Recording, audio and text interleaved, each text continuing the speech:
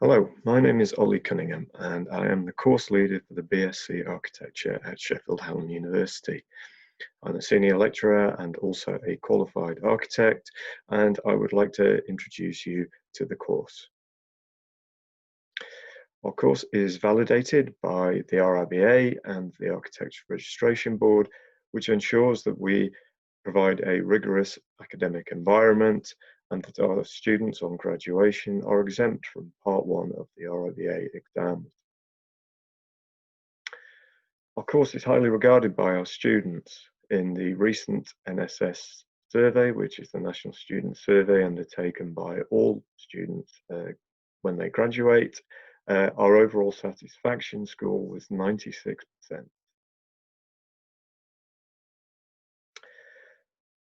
When you study architecture at Sheffield Hallam, you will feel part of a much bigger school, which includes architectural technology and postgraduate master's architecture students as well.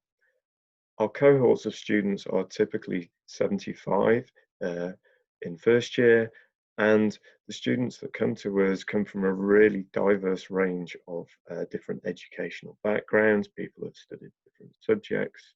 We have students from lots of different countries, and so the nature of our cohorts is very much about supporting students as individuals.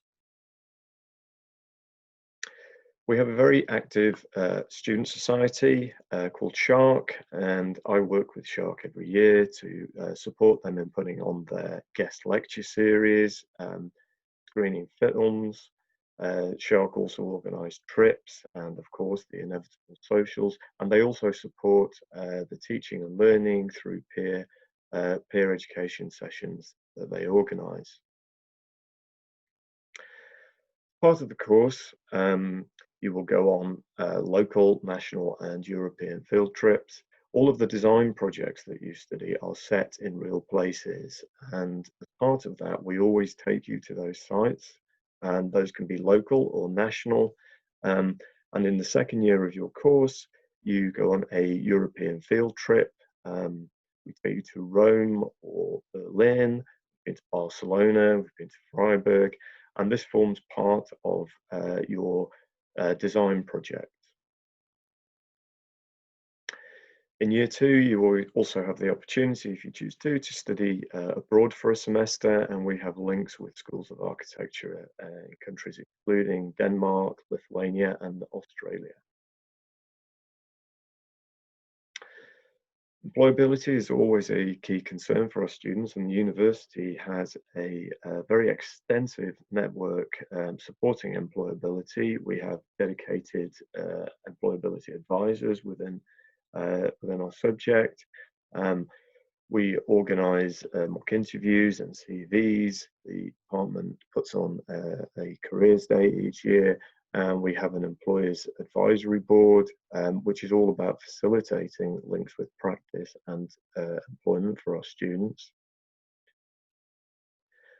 Part of your course, we also weave in employability skills and work experience. So in first and second year, you will experience live design projects where you are already applying the skills you'll learn, real projects, and learning how to work with real clients and real situations. In the third year of the course, as part of one of the modules you study, you will undertake the equivalent of around 120 hours of work experience. And this is very diverse and can mean work experience at practice or work experience involved with, for example, building a project, or again with a live client. Students are very highly regarded by employers and also nationally, and each year we have students who feature in national awards, which is an example of one of our students, Sam Walton, from last year, who was shortlisted in the AEJ Sustainability Awards, which is significant because all of the other shortlisted students were postgraduate students.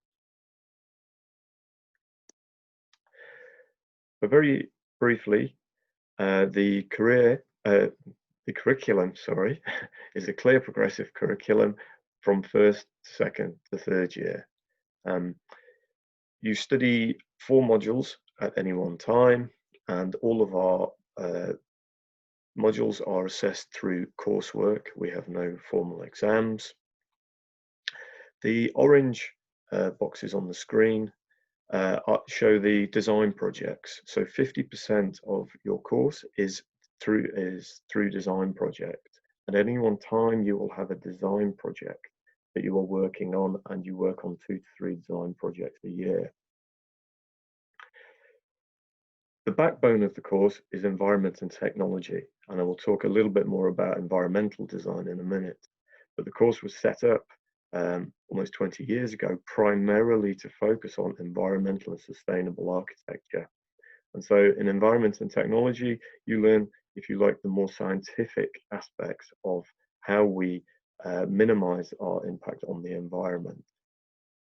The blue strand is cultural context, where you begin learning about the history and theory of architecture and history and theory of sustainable design. In second year, that progresses to understanding cities and urban design. And in final year, this is an independent piece of work that often relates to students' design projects. The white boxes on the right-hand side is a strand of modules that change as the emphasis changes as you progress through the course. So communication in first year is very much about skills, drawing skills, modeling skills, CAD, in order that you can start to communicate and explore your projects. In second year, there's a shift to more emphasis on construction technology. And in the final year, a module which is about professional practice and supporting you in looking for work in your year out after part 1. So as I said, the course is fundamentally about environmental architecture and sustainability, and this is apparent everywhere in all of the modules. So what you learn in one module, you're applying and exploring in a design module. But the other side of the environmental and sustainability coin is about social and cultural sustainability. So we are always exploring the idea that design is for people. We explore the ideas that we design with the landscape rather than against it, and are always looking for new ways in which we can improve our relationship with the landscapes that we live in.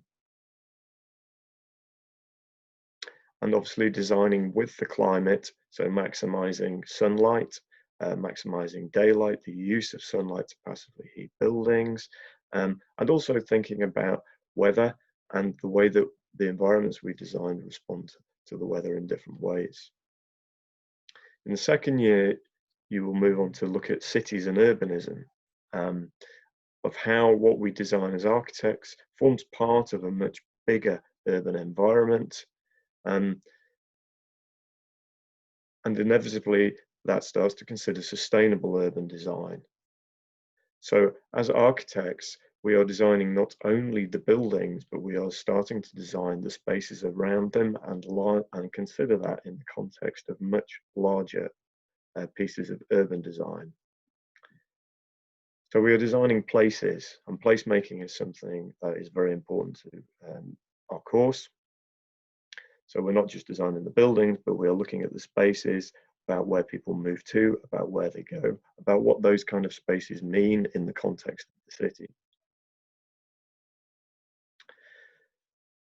Studying environmental architecture inevitably has a much more scientific side to it as well.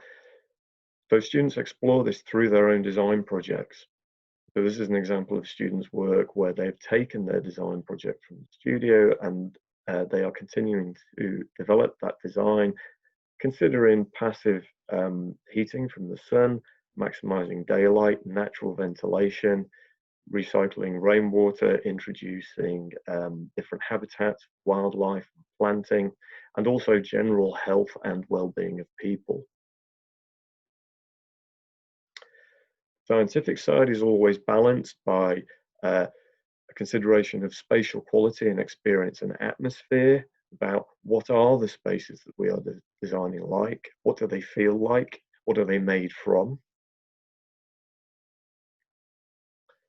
And we also look at how do we build the buildings that we are designing? How do we minimize the amount of energy that we are using to build them, but then also the amount of energy that they require in order to be heated and cooled and lit and ventilated?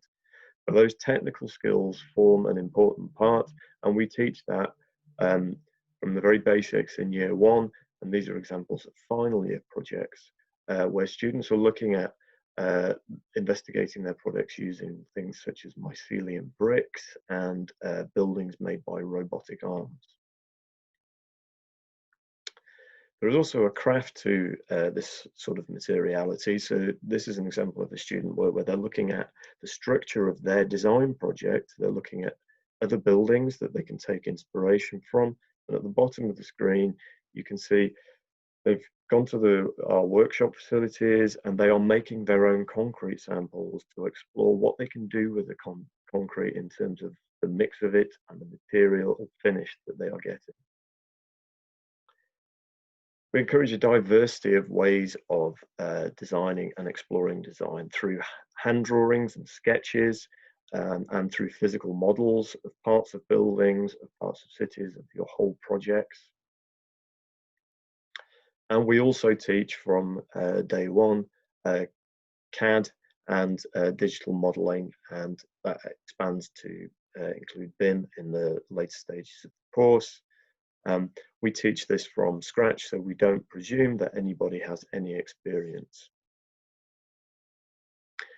And this then leads our students to be able to use the latest industry standard environmental simulation software on their own projects to ensure that the projects they are designing are truly environmental and sustainable in their design. So all of the learning that you do is applied through design, the real places, real situations, and we are always setting projects that are making you aware of or dealing with real issues. If you'd like to see some more of our student work, if you go to issueu.com and search for SHU_architecture, you will be able to see some examples through our annual yearbooks. Finally, I look forward to seeing you at one of our open days soon. For more information, you can go to our online prospectus at the link on the screen, or you can email me at o.cunningham@shu.ac.uk. Thank you very much.